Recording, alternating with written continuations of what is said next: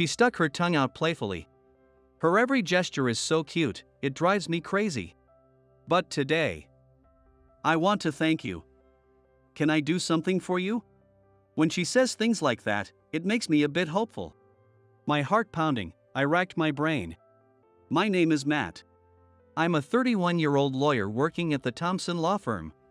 I'm a rookie lawyer with only 8 months of experience. You found some really good materials. The one flashing that adorable smile is Nicole, a paralegal aiming to become a lawyer.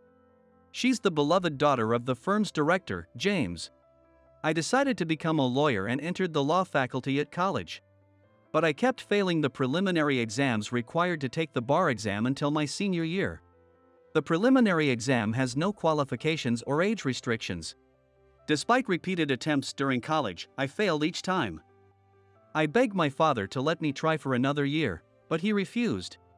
So I joined a small real estate company as a working adult. Dreams don't run away. With this motto in my heart, I continued studying while working, but reality wasn't so kind.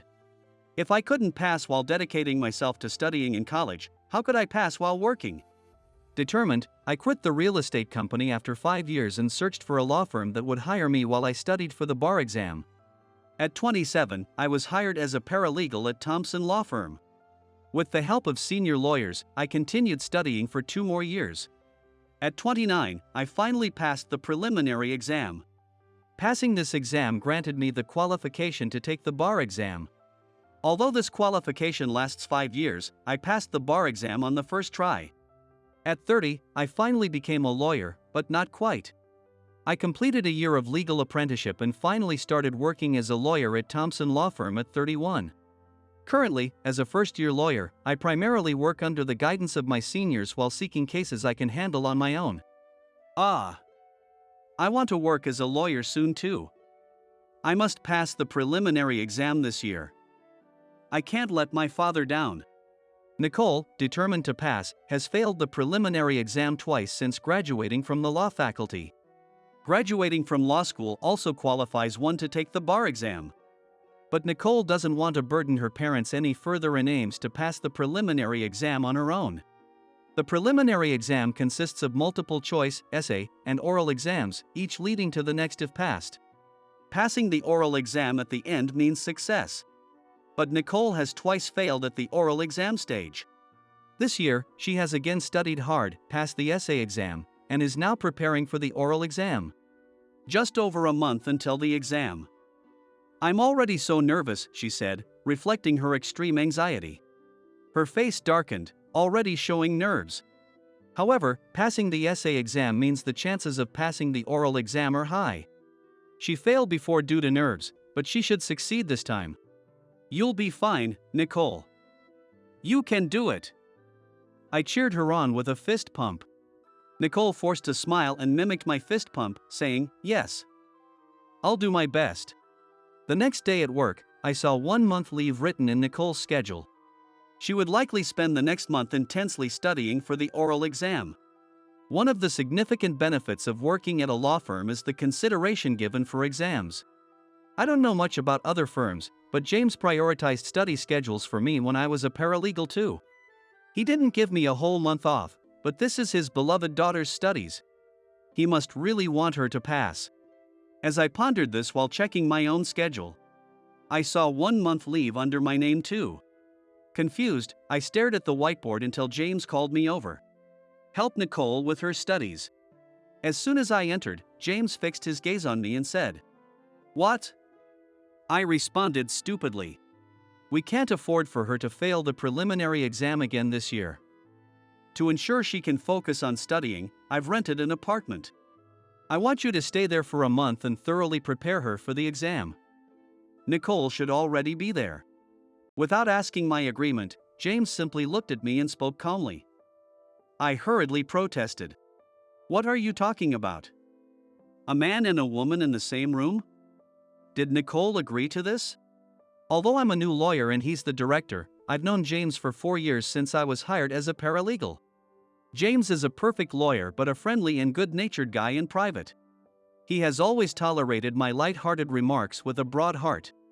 She has no right to refuse, considering she hasn't even passed the preliminary exam yet. Hearing that, I recalled Nicole's already nervous face. Besides, there's no chance of anything happening with you. Nicole prefers handsome guys. I couldn't argue with that. I'm far from handsome, with my plain looks and bulbous nose. Then, how about Emily? We have 2 other lawyers at our firm. Emily, a 40-year-old woman, and Kevin, a 35-year-old handsome bachelor. Emily took the oral exam over 10 years ago. Her information is too outdated. Your knowledge is the most current. He dismissed the idea outright, but I had to ask. Kevin. Before I could finish, James interrupted. Absolutely not. He may be good at his job, but his behavior with women is terrible. That was the answer I expected, so I fell silent. I made one last argument. What about you, James? You're her father. You could certainly help her prepare for the oral exam, just like you did for me. James let out a long sigh. I don't understand.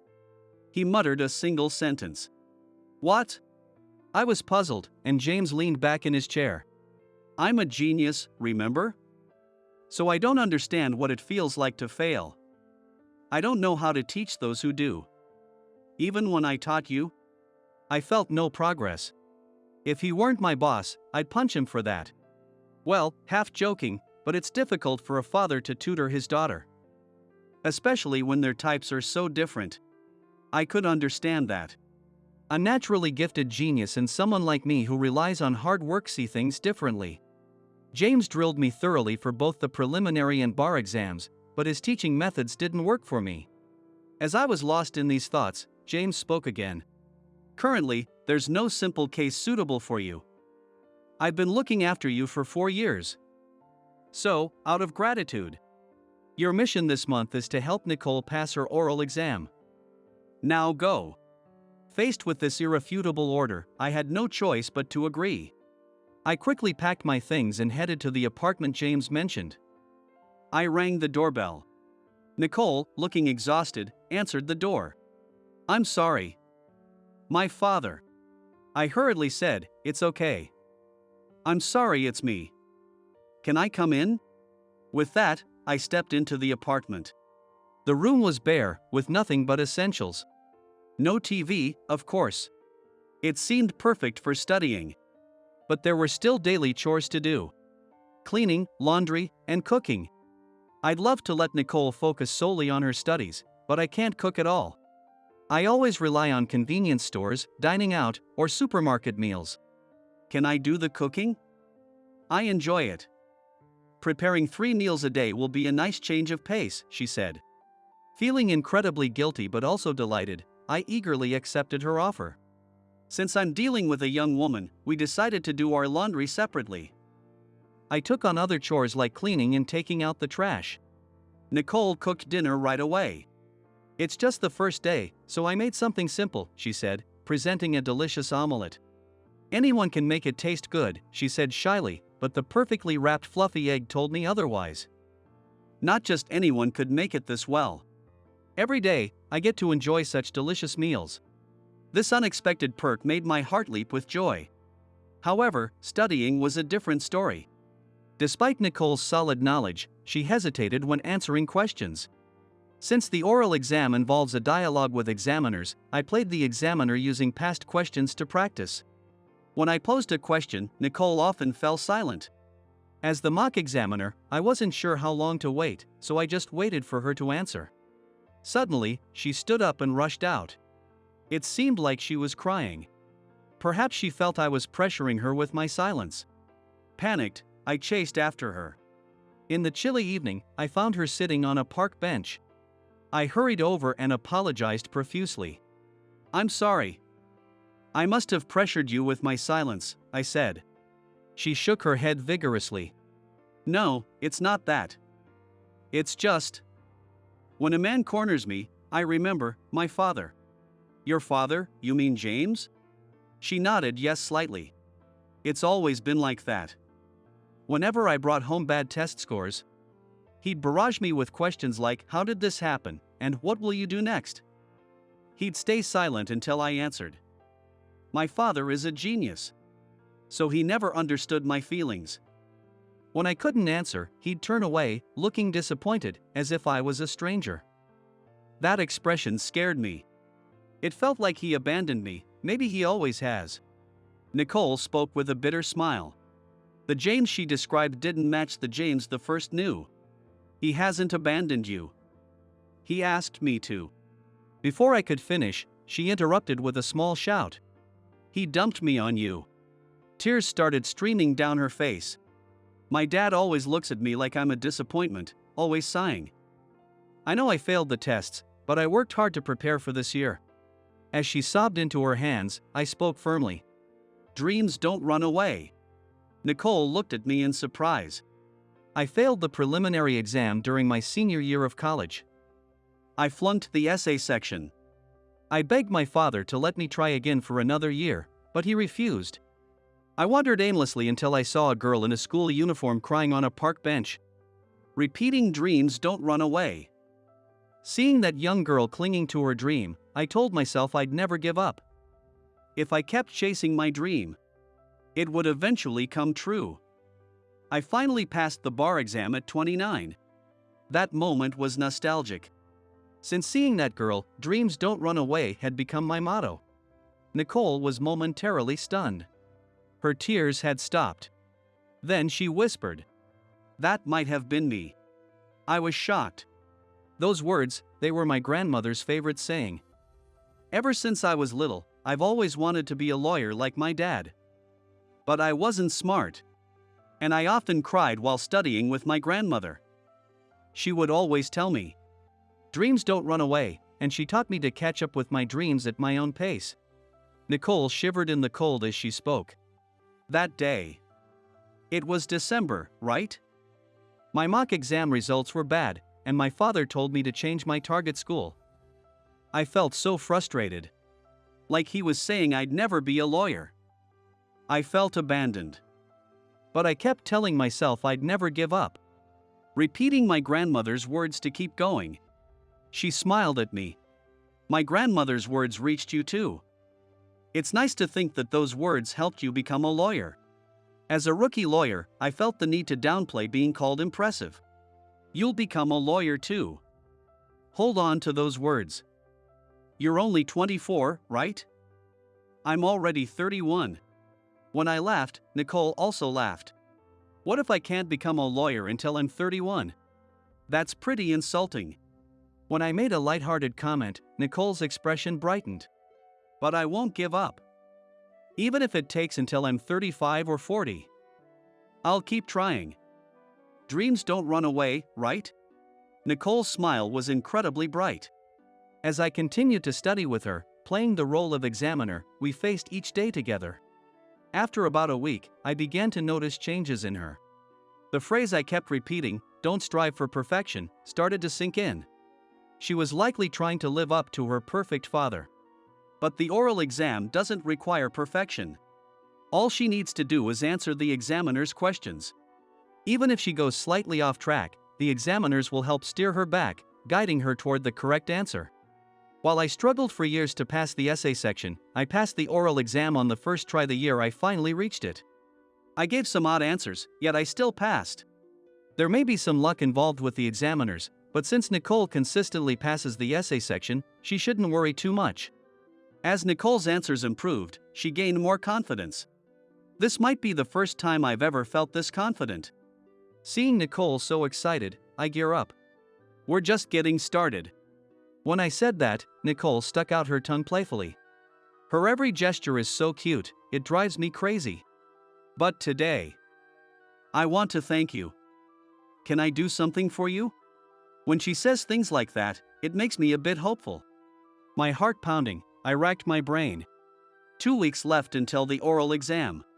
Taking a break now and then is important, but since I'm here in a professional capacity, suggesting a date might freak her out. And James might fire me.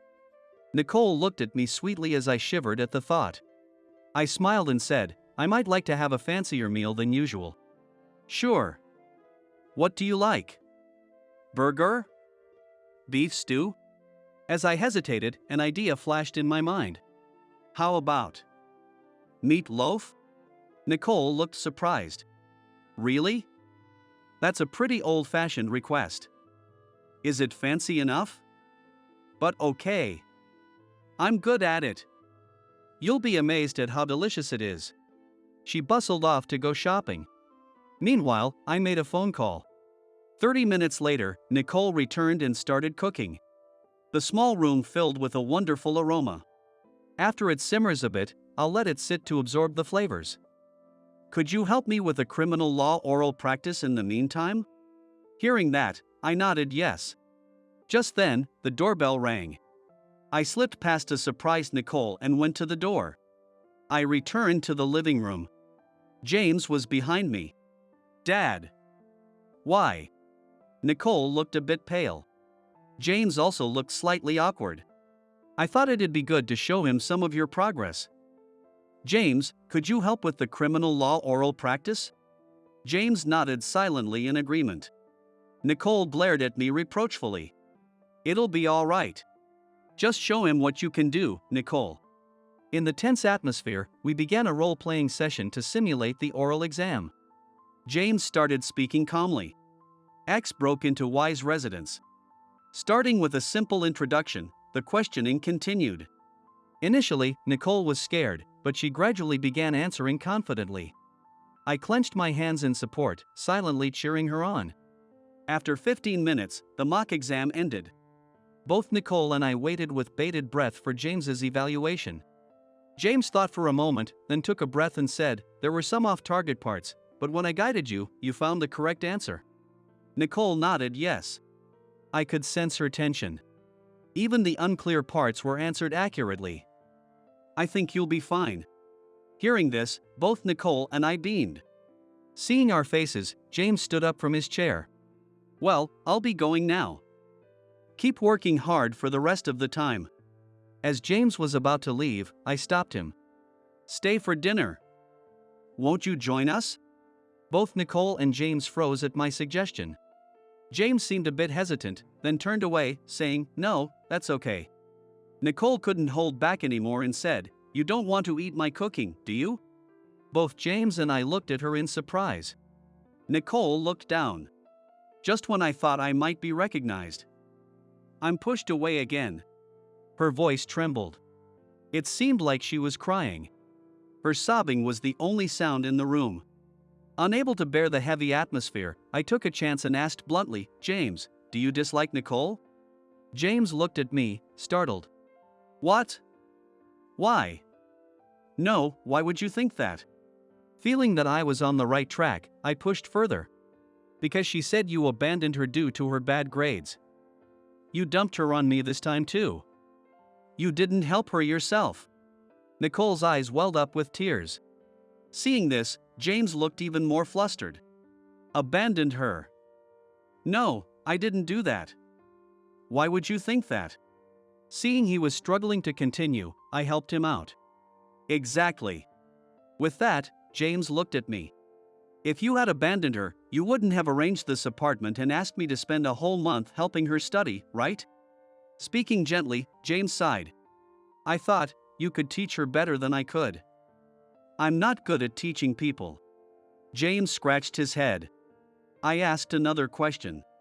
Do you stay silent because you don't know how to encourage her? Nicole looked at us with wide eyes.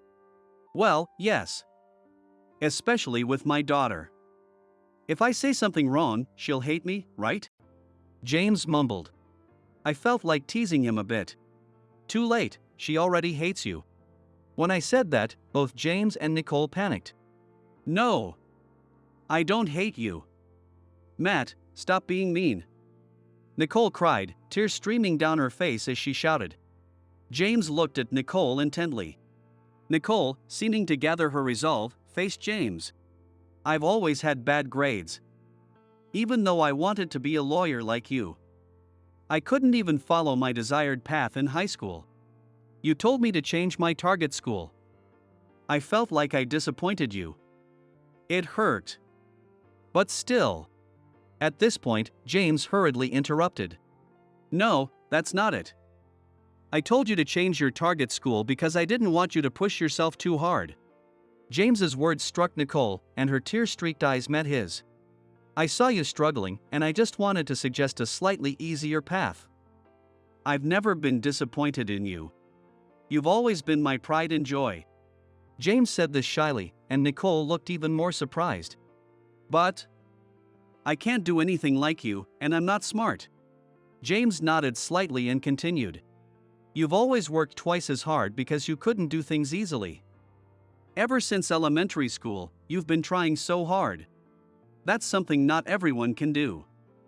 Even now, you're giving it your all without giving up. You're my pride and joy. Nicole pressed her hands to her eyes. Tears welled up in my own eyes too. Then my stomach growled. Well, that ruined the moment. James said, laughing. I quickly apologized. Nicole stopped crying, and we decided to have dinner. James no longer seemed eager to leave. Seeing the meatloaf on the table, James's face lit up. I love it. I know. You always order it whenever it's on the menu, I said. Nicole, who was serving chicken noodle soup, turned to us with a surprised look. So, it wasn't for your taste, Matt?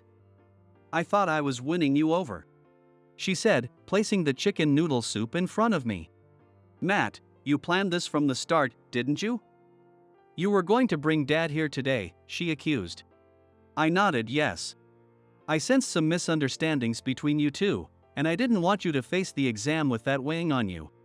I said my thanks and took a sip of the chicken noodle soup.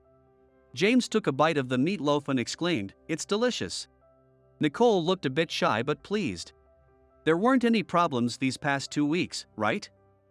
Not that I doubted you, Matt, James said. I agreed with him, but Nicole pouted. What do you mean by no problems?